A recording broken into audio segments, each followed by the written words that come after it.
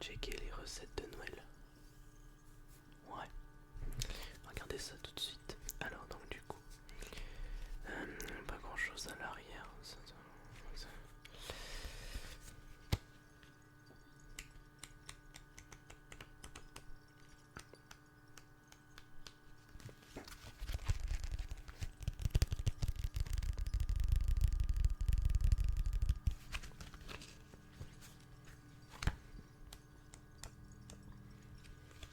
Oh, bonsoir. J'étais justement en train de regarder mes courriers que je viens de recevoir et je suis tombé sur un livre avec apparemment des recettes pour passer les fêtes de fin d'année. Donc des recettes à faire du coup pour Noël. On va regarder ça ensemble. Alors il m'a l'air d'avoir pas mal de choses. Il y a du salé, il y a du sucré, il y a un peu de tout. Des fruits de mer, là il y a des veloutés, du saumon. Ça c'est quoi? Ok. Des olives veloutées encore.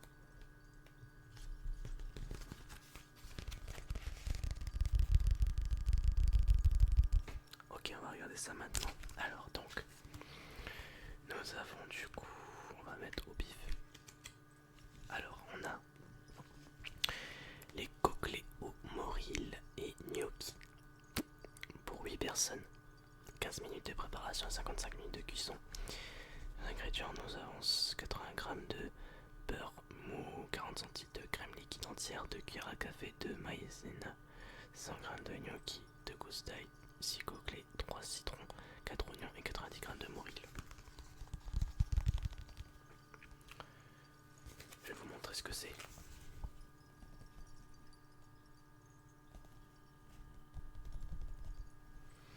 Voilà, c'est rare que je vois ça dans la cuisine. Alors on va regarder ensemble les étapes à suivre.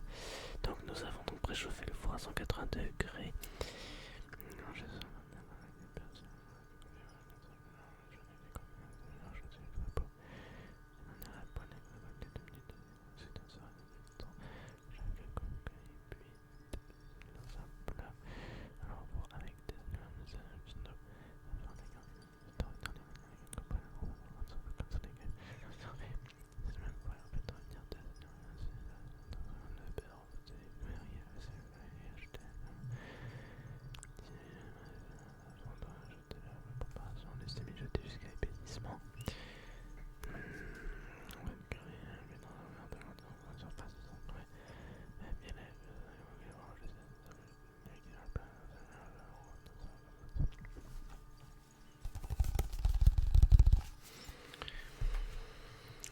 C'est plutôt complexe comme recette, j'ai l'impression. En ayant regardé à première vue les étapes, il y a pas mal de choses à suivre. Donc préchauffer le four, c'est assez simple. Après nous avons mélangé 60 g de beurre, l'ail et le persil. Garder quelques feuilles pour le dressage, puis badigeonner les coquelets de ce mélange dessus et sous la peau. Ok. Faites revenir à la poêle les coquelets 2 minutes de chaque côté. Insérez un demi-citron dans chaque coquelet, puis déposez-les dans un plat allant au four avec 2 oignons émincés et un fond d'eau. Enfourner 45 minutes. Donc en fait il y a 45 minutes d'attente entre l'étape 3 et l'étape 5. Faites revenir les morilles dans une poêle et retirez le jus qui s'en dégage. Réservez dans cette même poêle. Faites revenir 2 oignons émincés dans 20 g de beurre. Ajoutez les morilles, les le feu, ajoutez la crème. Moi, c'est pas quelque chose qui m'attire personnellement. Donc on va changer de page. Je recherche quelque chose qui m'intéresse gustativement. On a des recettes un peu plus petites là. 4 étapes. Oui. Là par exemple on a ceci, la ceviche au... Non, la ceviche de dorade aux agrumes. C'est une entrée.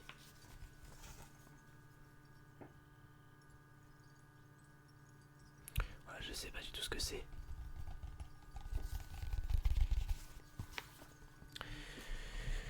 Donc c'est pour 10 personnes, ça dure une demi-heure, il n'y a pas de cuisson. Ça prend une demi-heure à préparer, c'est pour 10 personnes, donc c'est déjà peut-être mieux que l'autre. Alors on a 2 kilos de filet de dorade à prendre.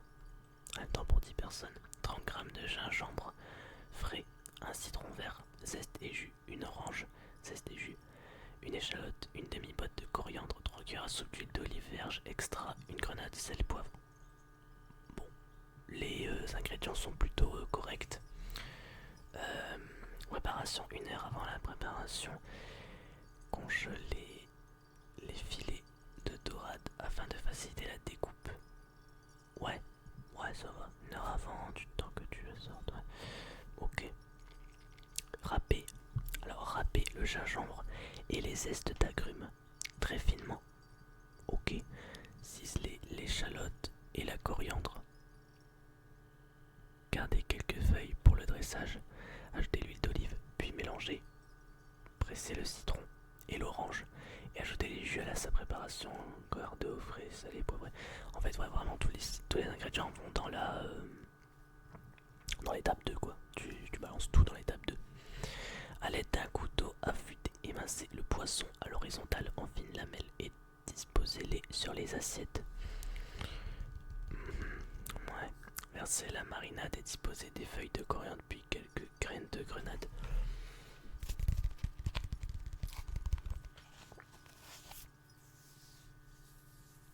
Personnellement, je suis pas très poisson. Gustativement, c'est pas mon délire, je préfère la viande plutôt que le poisson. Mais ça doit pas être mauvais. Mais je vais trouver autre chose, peut-être du sucré. Je vais voir s'il y a du sucré.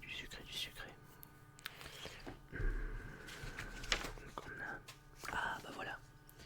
Ça c'est un truc qui me plaît beaucoup. La bûche de Noël. Je vais vous montrer ça.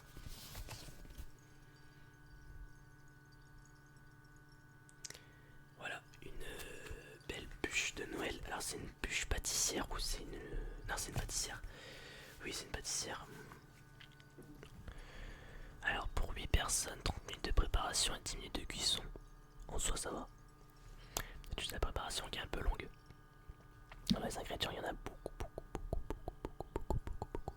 On a 85 grammes de sucre semoule. J'ai jamais entendu ça. Sucre semoule, bah c'est du sucre en poudre quoi. Bah j'imagine. 40 grammes de farine. C'est pas beaucoup. Il y a plus de sucre que de farine. Ok. Pâte à tartiner au chocolat. Trop bon. Pour le glaçage, 150 grammes de chocolat noir. Oui, donc il y a le glaçage forcément par-dessus. 150 grammes de chocolat noir, 70%, 100 grammes de chocolat au lait. Ah, il y a pas mal de chocolat quand même. 45 ml d'huile de pépins, de raisin ou de tournesol. C'est original ça. C'est original. 65 grammes de noisettes concassées et torréfiées. Ça c'est stylé aussi, les noisettes. Matériel spécifique, éléments décoratifs, sujet en sucre. Ouais, sujet en sucre, bizarre. Figurine, billes, copeaux de chocolat. Ouais, bon, ça c'est des éléments décoratifs sur la bûche quoi. Bah, des éléments du coup qui sont mangeables. Voilà, mangeables, mais c'est vraiment un détail quoi. Alors pour la préparation, donc il y a 7 étapes et une astuce en bas.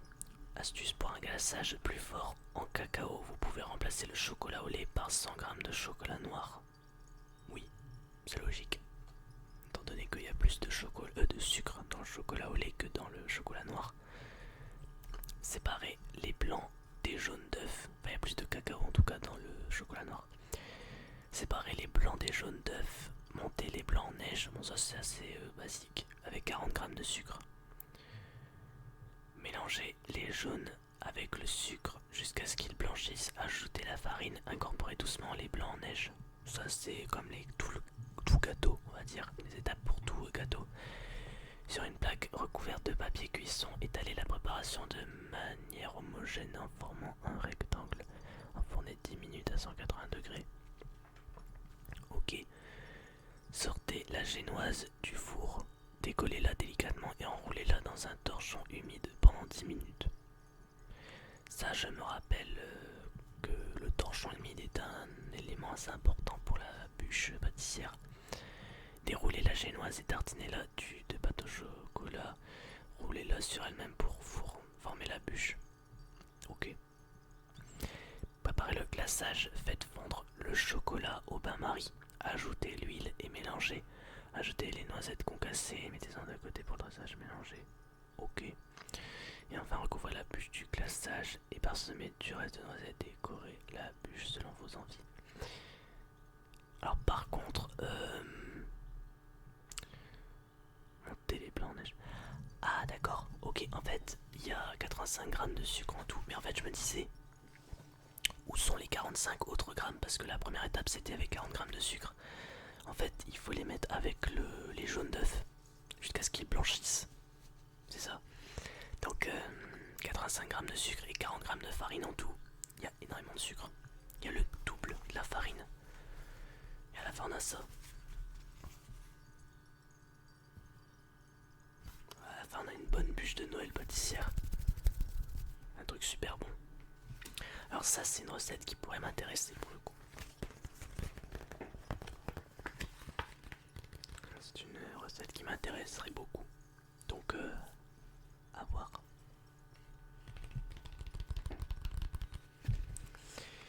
On va regarder peut-être une dernière pour voir un dessert parce qu'on n'avait pas vu de... On n'avait pas trop vu de dessert depuis tout à l'heure. Alors il y a la dinde de Noël, ça ok. Tagine d'agneau. Ah il y a un moelleux au chocolat. Alors moelleux au chocolat, ensuite on a un tiramisu au café. Une petite galette des rois. Oh ça c'est pas trop dans le thème. Enfin c'est janvier mais... C'est quand même Noël quoi. Une bûche au citron. Ça c'est original pour le coup, une bûche au citron, mais je sais pas si j'apprécierais. Moi j'aime bien le citron, mais de là à manger une bûche au citron, je sais pas. On va regarder le moelleux au chocolat. Alors déjà il donne vachement envie.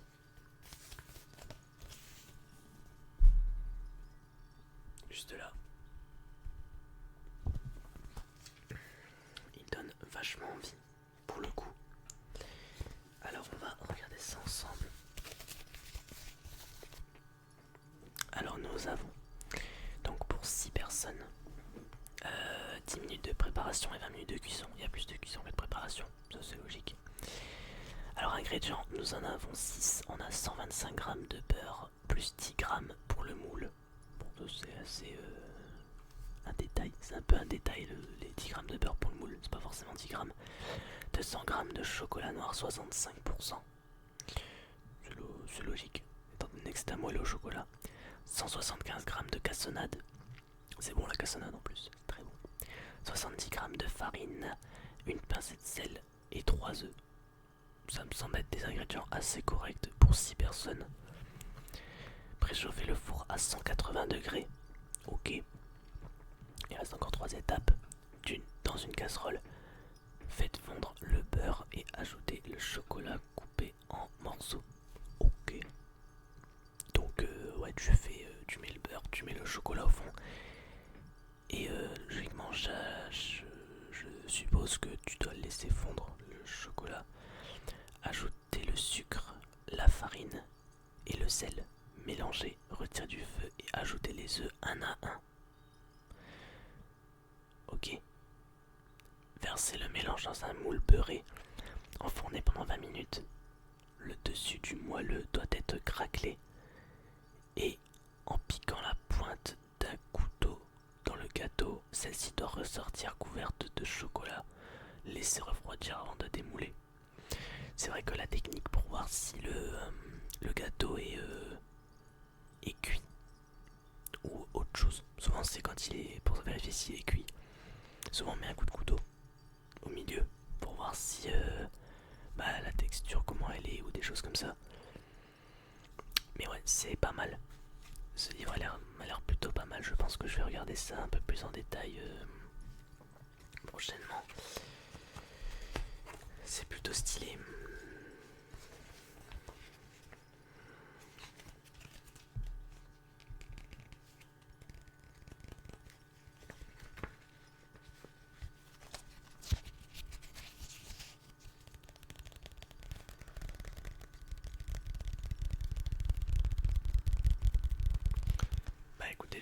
ça vous aura aidé également après avoir écouté cette vidéo en termes de recettes de Noël.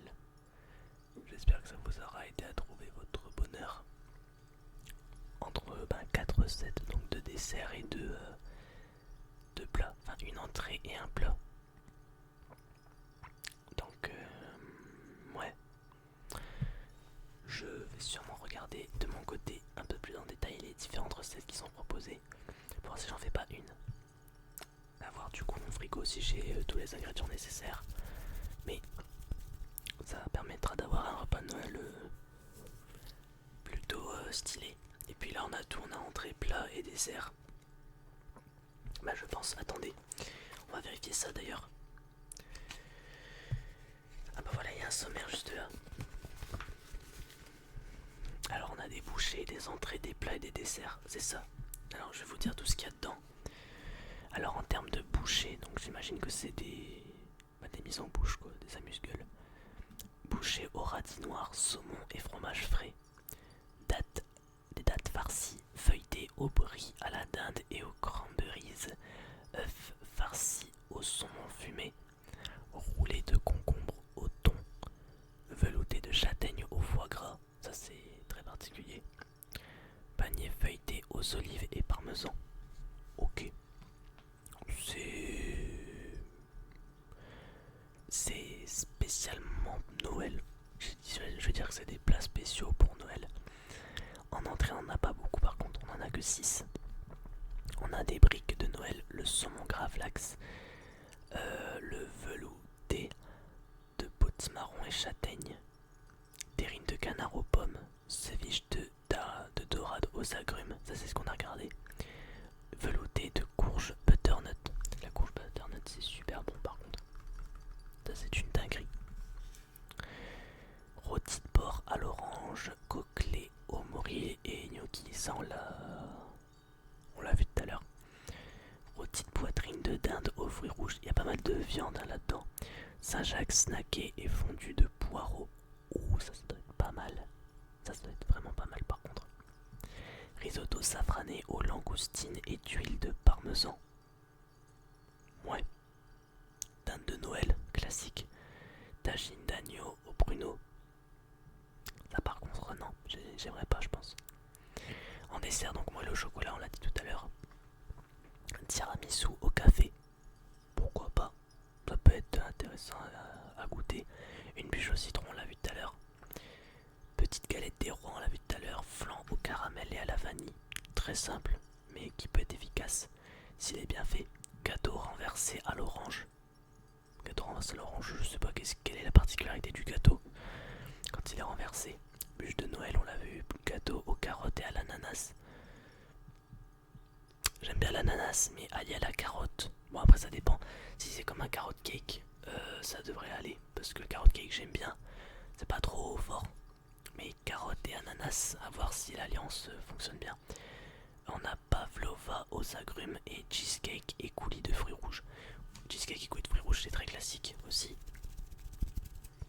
Je vais regarder le gâteau renversé à l'orange, donc c'est page 43. 43.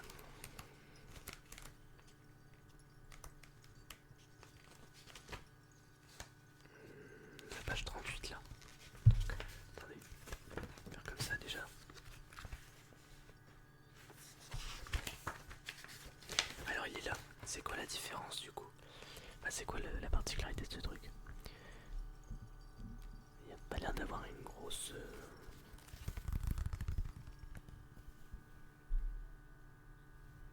Regardez l'image. Ça m'a pas l'air très particulier. Il y a pas mal d'ingrédients par contre. Je vais pas tout citer, ni les étapes, parce qu'il y a quand même 10 étapes. En fait c'est un truc qui prend beaucoup de temps. Ouais, c'est un truc où il y a beaucoup d'étapes et beaucoup d'ingrédients. Et il n'y a pas l'air... Il n'y a rien de spécial quoi on dirait. Il n'y a rien de spécial le gâteau. Bon, peut-être à tester également. En tout cas, on aura exploré un petit peu les différentes recettes de ce livre ensemble. Donc si vous souhaitez une autre vidéo l'année prochaine pour qu'on regarde ensemble un peu plus précisément des recettes de Noël, n'hésitez pas à me le dire. Et puis bah moi sur ce, je vous souhaite en avance de très belles fêtes pardon, de fin d'année.